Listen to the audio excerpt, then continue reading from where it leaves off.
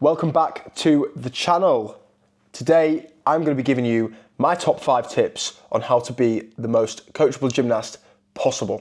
So something I want to do a little bit more on this channel is balance out the gymnastic kind of orientated videos with kind of the lifestyle vlog gym workouts that I enjoy doing. I want to be able to provide some real value.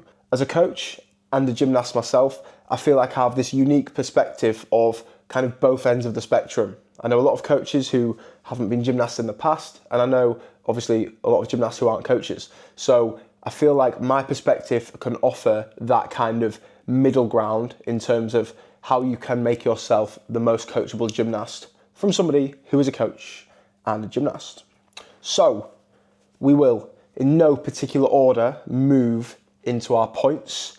I hope you find something beneficial from this video. Some of these points we've already spoke about on the channel, but I'm going to reiterate them. And if you've not seen them before, really have a listen and you can apply them into your gymnastics training. So quick fire points. We're going to get straight into it. How to be a coachable gymnast.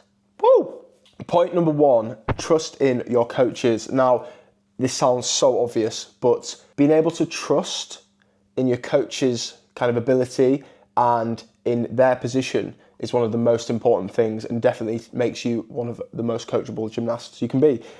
Your coaches are there for a reason. They're qualified, they're experienced, maybe they're from another background, an alternative background, but they're there to coach you, help you, develop you as a person, develop you as a gymnast, make you into a better person, help you get better at the sport, look after you, make sure you're safe, all of these things. And sometimes as a gymnast, you have to kind of trust, you have to just trust them. You have to let go of anything where you might think, because we all do it, we're all human. Sometimes you can think, oh, well, I don't know what they're talking, I know better. And there are cases where obviously as a gymnast, you're going to understand your body better. You're going to understand how you're feeling better than a coach is maybe going to understand. And in a sport that's so kind of dangerous, and it can be dangerous at times, it's really important that you're really aware of that. But also it's important that you have faith in your coaches. That relationship you have with your coach is so important because when they understand you, you understand them. You can both have conversations you need to have, whether that's regarding skill, feeling, maybe something you're worried about, something that is going well, positive feedback, and you can kind of create all of these loops and conversations that really help benefit you as a coach or gymnast. By trusting in your coaches, this is going to entail a lot of different things, but listening to your coaches is going to be a key aspect of trusting in them as well. So are you taking their advice? Are you following what they say, not just in the gym, but outside of the gym? When they're giving you feedback, do you understand it? Can you actually apply what they've said in feedback to the next thing you're going to do, the next time you do that station, the next time you do that skill? That is going to be also super important, and how you can fully trust them. I don't just mean having faith in them. Your coach should be somebody you look up to in some way. Yeah. So I often say I look up to people who have done something I want to do, or they've been somewhere I want to be, and that's so important as well. So your coach necessarily might not be a European, Olympian gymnast, whatever it is, but your coach will be a coach for some reason. And also understanding that is a super important part, because I've seen it before. Sometimes gymnasts won't have a good relationship with their coach, and that also leads to, you're not going to want to really push yourself. The best coaches I've had have been the ones who I really want to work for. I want to push myself for develop this kind of really good team atmosphere. They drive you to be better people, to be better gymnasts. So trust in your coaches. Point number 2, be consistent. It sounds so simple, but being consistent is one of the most important things. If you're not consistent, you're going to miss out vital kind of periods of training, whether that's peaking in the right, whether that is building up to a competition, building up, well, throughout training, whatever it is, you are going to miss vital parts of training. Now, as a gymnastics coach, a lot of your sessions, there's a lot of content to get into not many hours. especially in what we do in team gym. Training hours are obviously a little bit less compared to something like MAG and WAG, men's artistic and women's artistic gymnastics. And you have to be there so you can be coached. You have to be consistent. And I've seen it myself as a coach and as a gymnast. When you go through phases of missing maybe one session a week, you will slowly start to fall behind.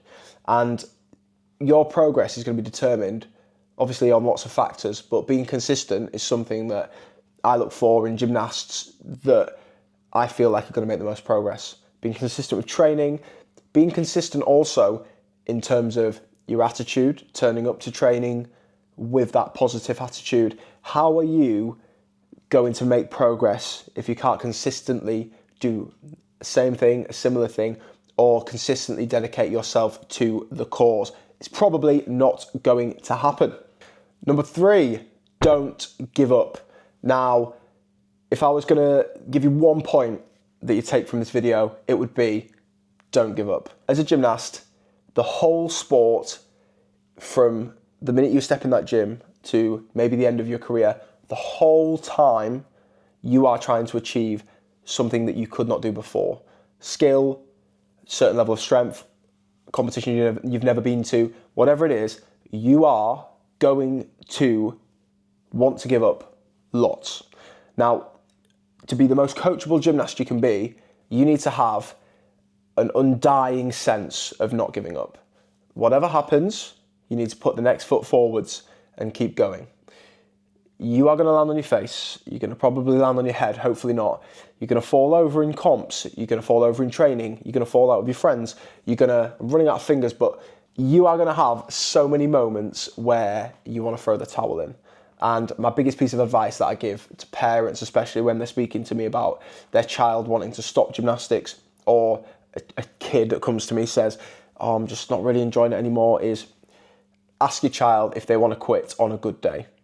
Ask your child if they want to quit after they've won a local competition, or ask them when they've just landed their first new skill. Whatever it is, I can guarantee they very likely will not want to quit. Something that separates successful from unsuccessful gymnasts is this kind of not giving up. I see it all the time. I've seen it on both sides. I've seen it as a gymnast, I've seen it as a coach. Those gymnasts that maybe can keep going for a period of time and kind of face the troubles, the doubts, the down times in your gymnastics career. But no matter what, get up, keep going, they are going to be more successful. Number 4, one of my favourite ones, failure equals progress. See the value in your failures. Now, similar to the last point, you are going to fail so many times. Whether it's your first backflip, your first somersault, whatever it is, you are going to fail. The sport, you are trying to attain, like we said, something you could not do before. So you're going to fail. Now, the most coachable gymnasts that I see these failures as positives.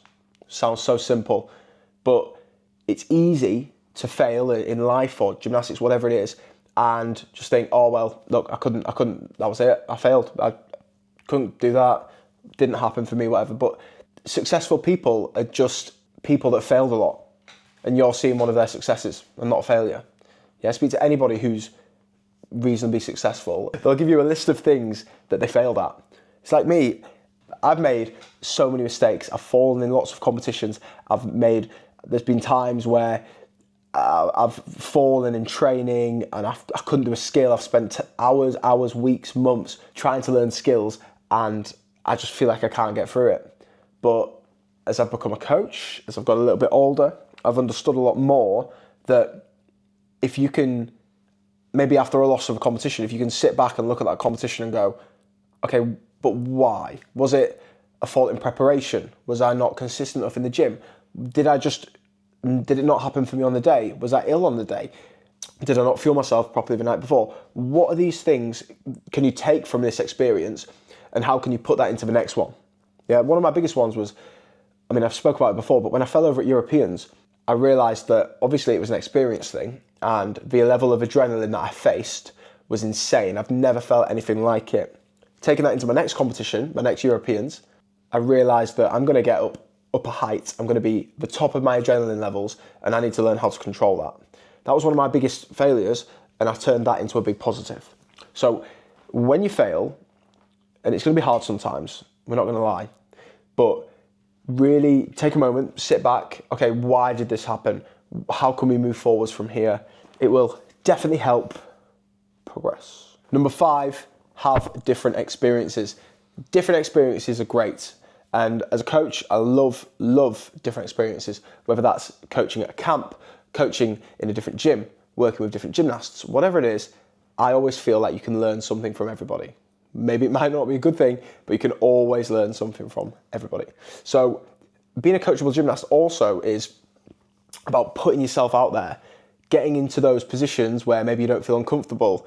Putting yourself in those positions are going to be one of the only ways you can really develop yourself as a person, as a gymnast.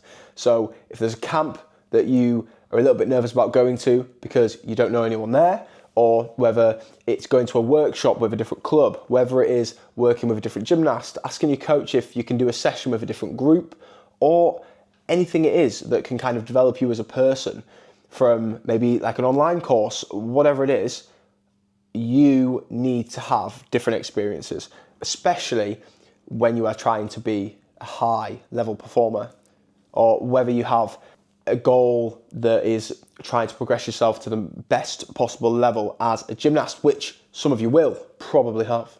Gymnasts in the online program are absolutely flying. So gymnasts are provided with strength and conditioning workouts. They're in a little community as well where they can ask questions, feedback, whatever it may be. They have kind of questioning. We have feedback tracking sheets where I personally and my business colleague looks at the program, what's happening.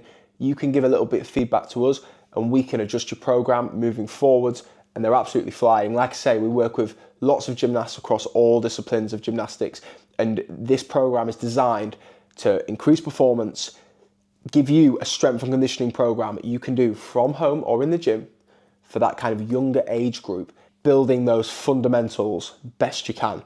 As you step in that gym, you want to be most prepared for your coach. You want to grab that technical stuff and you want to be able to smash it.